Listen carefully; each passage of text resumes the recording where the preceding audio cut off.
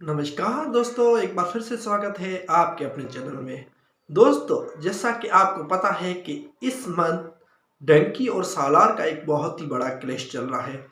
तो इस क्लैश को लेके सालार के प्रोड्यूसर ने एक बहुत ही बड़ी अनाउंसमेंट कर दी है कि भाई इनकी जो रिलीज डेट है वो सेम क्यों आ रही है, सेम वीक पे क्यों आ रही है, और इनकी जो रिलीज डेट कंधे से कंधा मिलाए क्यों खड़ी है, और इनकी जो रिलीज डेट है वो एक साथ क्यों अनाउंस हुई है। तो दोस्तों, जैसा कि आपको पता है कि भाई सालार मूवी है उसकी भी हाइप ज़्यादा है, तो डंकी की हाइप भी कम नहीं। और इस तरीके से जो अगर मूवी कोई भी होती है उसकी जो दो मेन चीज़ें होती है, एक होता है हीरो और दूसरा होता है उसके पीछे डायरेक्टर। सबसे पहले तो जो क्राउड जो होता है वो हीरो को देख के ही जमा होता है।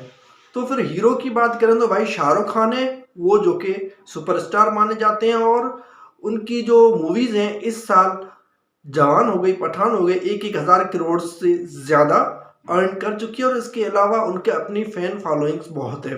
और शाहरुख खान को बॉलीवुड का बादशाह भी माना जाता है, और शाहरुख खान का नाम ही काफ़ी है बॉलीवुड इंडस्ट्री में या मूवीज़ के सामने। और दूसरी तरफ है प्रभास। प्रभास भाई के भी फैंस बहुत है और उन्होंने बहुत ही अच्छी अच्छी मूवी बनाई है, जैसे कि बाहुबली या आदि पुरुष जैसी फ्लॉपी मूवी क्यों ना हो, लेकिन उनकी जो बॉक्स ऑफिस कलेक्शन है वो हमेशा तगड़ी ही रही है। तो दोस्तों, प्रभास के भी जो फैंस हैं और फॉलोइंग्स हैं वो बहुत है।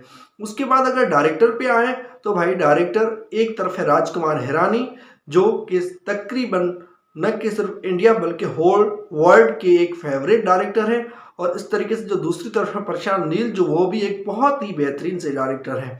तो दोस्तों, अगर दोनों मूवीज के बजट की बात करें तो भाई सालार मूवी है उसका जो बजट है वो 400 करोड़ है। और इस तरीके से अगर डंकी की बात की जाए तो राजकुमार हिरानी की एक खासियत ही रही है कि भाई उन्होंने हमेशा कम बजट वाली अच्छी से अच्छी मूवी बनाई है, और इसका जो डंकी का बजट है 120 करोड़ है।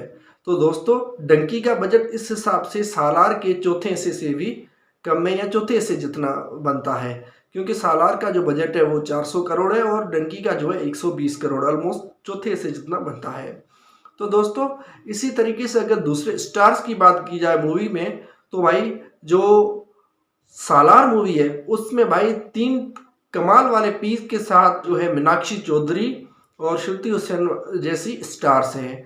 जैसे कि तीन पीस की बात करें तो भाई एक तो प्रभास भाई हो गए, और उसके साथ जो उनके डायरेक्टर हैं प्रशांत नील, और उसके अलावा जो है पृथ्वीराज।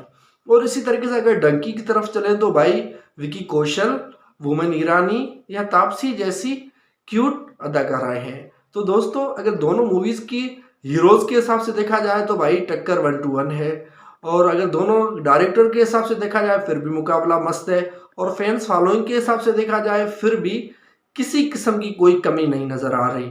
और इसी तरीके से अगर दोनों मूवीज की अगर आल बात करें तो भाई अगर नॉर्मल बंदे की बात करें, अगर प्रभास फैंस या शाहरुख फैंस या प्रशांत नील जो है उसकी मूवीज के दीवाने या राजकुमार हिरानी के आशिक, इन सारी चीज़ों को अगर अलग रखे, अगर दूसरी अगर नॉर्मल बात की जाए साइकोलॉजिकली, तो भाई किसी बंदे को पसंद आती है कॉमेडी ड्रामा फिल्म्स। जो कॉमेडी की शौकीन है वो आ जाए डंकी वाली तरफ, और जो एक्शन थ्रिलर की शौकीन है वो आ जाए सालार वाली तरफ। लेकिन भाई एक बात है, जो एक्शन वाली मूवीज है वो बंदा एक बार या दो बार देख सकता है, ले जैसे कि KGF 1 KGF 2 हो गई, पर बार बार नहीं देख सकता, बोर हो जाता है। लेकिन राजकुमार हिरानी की जो मूवीज हैं भाई, क्या बात कहे। 3 इडियट मूवी आप देख लें, PK मूवी देख लें, या जो भी जो मोस्ट ऑफ द मूवीज हैं, लगे रहो मुन्ना भाई, वो आप देखते ही रहेंगे और बोर नहीं रहेंगे। हाँ, अगर एक्शन मूवीज भी इस टाइप की होती है, जैसे कि प्रभास की बाहुबली 1, बाहुबली 2 या बाहुबली जो मूवीज है वो भी आप काफी दफा देखें लेकिन बोर नहीं होंगे।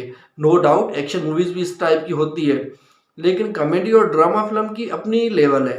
तो भाई इस हिसाब से भी अगर देखा जाए तो भाई दोनों का जो मुकाबला है 1-1 का है। तो अभी आते हैं सालार मूवी के प्रोड्यूसर पे, जो कि उन्होंने एक बहुत ही बड़ी बात कर दी भाई, ये जो दोनों मूवीज है इसका जो सेम डेट पे रिलीज होना, ये एस्ट्रोलॉजिकल रीजन उन्होंने करार दे दिया है कि भाई ये जो दोनों मूवीज हैं, या इसके साथ जो एक्वामैन है, डंकी है या सालार, ये तीनों, ये 2-3 मूवीज है जो सेम डेट्स पे आ रही है, इसका जो रीज़न है ये एस्ट्रोलॉजिकल रीज़न है। और दोनों मूवीज़ अगर डंकी देखा जाए, सालार देखा जाए, दोनों की हाइप भी बहुत है, व्यूज़ भी बहुत है, रिस्पॉन्स भी पॉजिटिव आ रहे हैं और दोनों मूवीज़ जो हैं 50-50 स्क्रीन को स्प्लिट करेंगी। उन्होंने ये बात भी कहा और उन्होंने एक और बात कहा कि भाई ये जो है डंकी और सालार का जो चैलेंज है ये तो हम एक्सेप्ट करते हैं और इसी बात पे जोर देते हुए कहा कि भाई बिल्कुल हम भी मानते हैं ये एक लेवल का जो है क्लैश है और दोनों मूवीज बिल्कुल एक बड़े से बड़े क्लैश में आ गई है। और काफ़ी ट्रेड एनालिस्ट ने भी दोनों की जो डेट है उसको लेके एक बहुत सी सजेशन दी है, जो कि मैंने जिसके लिए अलग से वीडियो बनाई है।